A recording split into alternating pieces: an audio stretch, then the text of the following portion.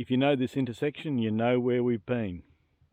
This is our second camp as seen from the drone.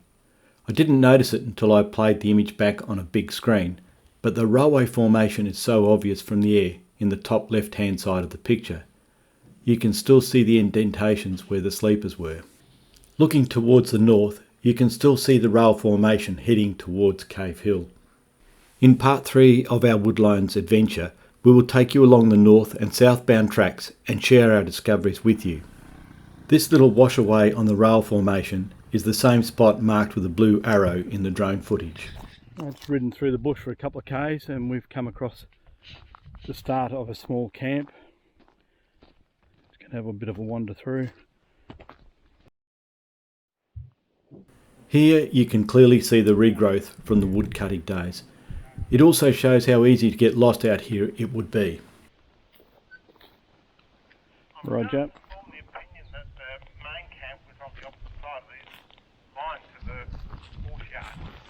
The small clearing in front of us appears to be a horse yard. So it sort of proves we're not the first people in this area.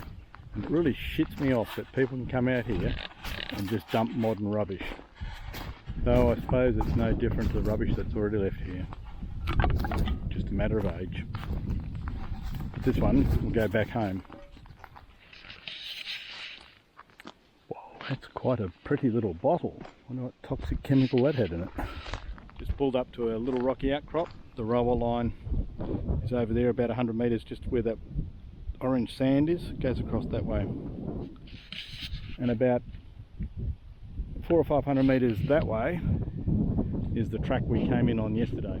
And in the distance over there is Cave Hill. We are off the rocky outcrop now and back onto the rail formation, where I am waiting for the others to catch up. We're here! Honey, I'm home! I'm just wandering around the back of the horse yards, which are behind me in that clearing over there. You can see Stephen's car where our camp is, and this is on the Woodlines again. We found a railway line that's over there, and we've been camped here for 2 days or day and a half now, just fossicking around to see what's here. We did find a nice blue bottle earlier on, and a few other things. Also found a couple of modern aluminium cans that have been left out here by someone. I'm standing on the railway formation, which is interesting. This one's made out of gravel. Normally it's just the dirt from the surrounding bush that's put up to hold the tracks in place. What I always find really interesting is that the trees always seem to form a straight line where they grow in the middle of the railway track. It's almost like they're giving the finger to the original woodcutters. But for me, it makes it really easy to track on Google Earth because trees don't generally grow in a straight line. While we fossick out here looking for relics and remembering how some of the people lived out here based on the evidence that we find on the ground, it's also interesting to note that there were quite a lot of people died out in the Woodlines. A significant number died in what were relatively stupid accidents on the train lines where they've either fallen from a wagon and been cut up underneath. There were a couple of murders out here. There were a few suicides, often by pretty grotesque means like cutting your own throat. And a lot of people died of just natural causes too. So it's interesting putting that sort of stuff into context when we're searching out here. Just pulled up at a really small woodline camp. The only reason we found it was because of an old dinner plate that's left behind. But there are a few other interesting items. Great big cast iron plate of some sort. No idea what that'd be out of. But over here we've also got an axe head and broken camp oven with the remains of the lid of a Coolgardie safe. So that's how they kept their meat semi-fresh with these things. We've come across another woodline camp. This one's a little bit bigger than the last one. The last one was potentially just one woodcutter's small camp that he made for himself to save having to walk. A few broken bottles, a lot of tin cans. Once again we are in the middle of the bush, quite a long distance from anywhere, and we've got to be very, very careful that we don't get lost or disoriented. Pretty cloudy today, so it's only just possible to see the direction where the sun is, so it's easy to become disoriented and wander away from where we should be. We've all got radios so we can keep in contact with each other as we walk through the bush exploring what's left over from the time they were cutting the trees in here. So once again we're following the tracks of Quad Bike Guy, and looks like he's collected a few axe heads and left them on the ground for us to find, along with an old gin bottle. Okay, pretty cool. Doesn't look like it would have worked very well. It's not very fucking round, is it? Well, it's round, it's just not, well, it's really bad.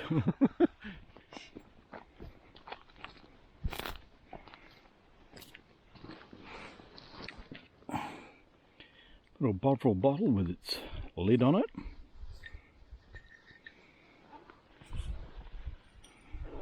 A jar full of special stuff. The name on the side, I think. Barns of it. Yeah. And some blue bottles. Purple bottles. Only the very top's broken off it. All broke. Yeah, There was a spoon. Top. Wonder if it's the top off.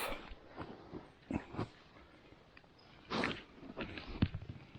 the cup.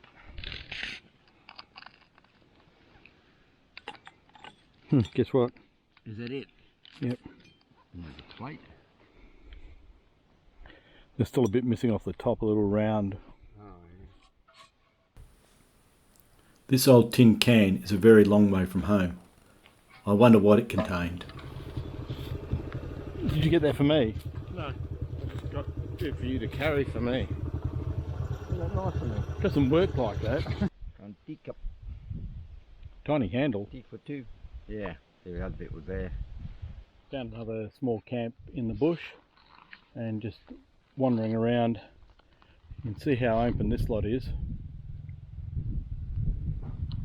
But down here are two old bed bases, or the springy parts of the bed. And just over here is an old tin of lime. This was often used to put down the toilets to get rid of the smell and the flies. We've just found an abandoned malleefowl nest.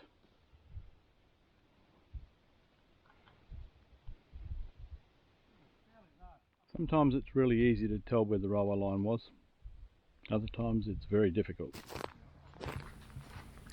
Sometimes we find more than bottles and relics, but there appears to be no one home here. Discarded horseshoes are clear evidence of woodline activity and also a very good indicator of where the horse yards used to be.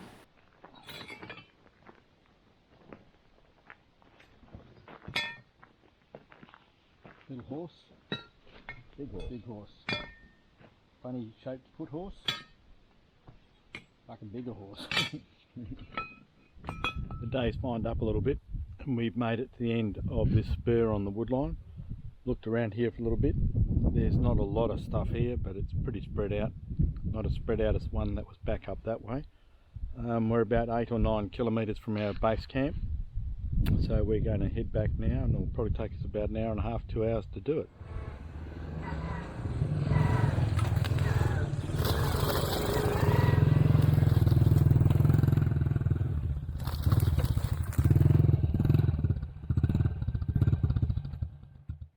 If I say we've been wandering through the bush and we've just discovered a railway line, it makes it sound like it's a trivial exercise. We didn't just wander through the bush, we had a plan.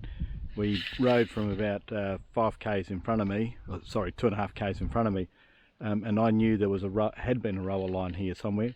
It's really hard to tell from the bush. It's all regrown fairly well, and the only evidence that we can prove that we've got a railway line, or an old railway line here, are the dog spikes that are still in the ground where they were left, and the formation is just about completely washed away. So it's not just wandering through the bush that we discover this stuff, it's actually doing a fair bit of research and then applying that to good map reading skills and knowing our way around the bush a little bit. Not that we're superheroes at it, but don't know where this comes out. It's called Robinson's Patent Groats in London. Got no idea what a groat is. It's a baby goat. Another one that's back to front. Yeah, another 1928 with a 9 back to front. And that's the end of a saw. And you've got those, I guess. Lots of them around. And this one, I haven't seen a square one of them before. No.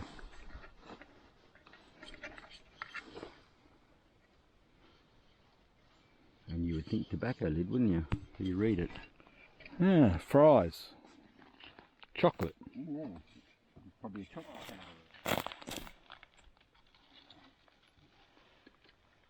Check that out.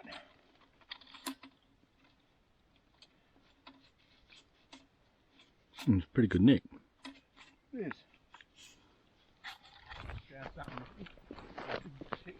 Cheshire cat grin on his face. Look at the smug look. Now that's a file.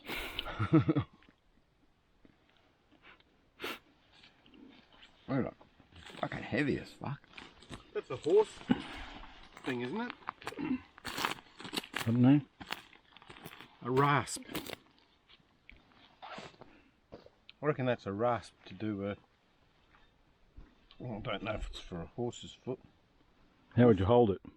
It's a good question. And another pile of horseshoes. There must have been a horse yard around here somewhere. Not very clear though. A few bottles. Broken saw blade.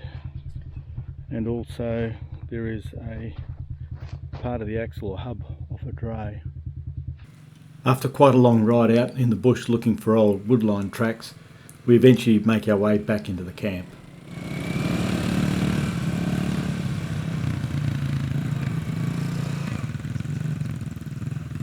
Okay, so we found this Bovril bottle, not uncommon, we find lots of them, but this one has got the top of another bottle jammed in it, and inside there is something, probably a rock, but you never know. Someone's put it in there deliberately for a reason, so I'll try and get it out. It's a piece of broken glass. Very disappointing. What was not filmed yesterday, due to the urgency of the matter, was a failure of the GPS battery. We had to follow our own tracks back, which was not easy in some places due to the very hard ground. But whenever we lost our tracks, we stopped and scouted in a circular fashion until we picked them up again. Before we tossed any wood onto the fire, we removed the bark from the outside to make sure there were no geckos living in there. This is the railway formation right next door to the horse yards. The horse yards were very close to the railway line so that water could be dropped off for the horses. Usually there was some sort of depression like that one over there that was used to store the water for horses to drink. And the horse yards are varying sizes. This is actually a reasonable size one, probably 40 or 50 metres. And they had not so much stables but little pens for the horses to be housed in, and they would also have the feed troughs. For some reason the horse yards never ever have the trees grow back in there where they grow around all over the place, and I think it's because the hooves of the horses pounded the dirt and destroyed any of the seeds that might have been in there. But you do often get a lot of other green stuff growing in here, which is, whether it's native to Australia, native to the area, I don't know, but we'll have a quick look at some of that. Quite bizarrely, we've actually got some either donkey poo or horse poo back in here. There are donkeys out in this area, and we did see a few horses the other day, but you can see there's a bit of fungus growing in here as well. And there are other grasses that are growing here too, which don't seem to grow anywhere else in this area. So whether they're brought in or not, I don't know. Some of the horse yards on the east side of Lake Cowan have plants that come up every year and they smell like fennel. And we get also these little suckers. They seem to only grow where the horses have been, and I don't know whether it'll come out on this, but there are some nasty little spines on them. They're absolutely horrible. Stacey and Paul run their own business, so they have to leave early to get back to work.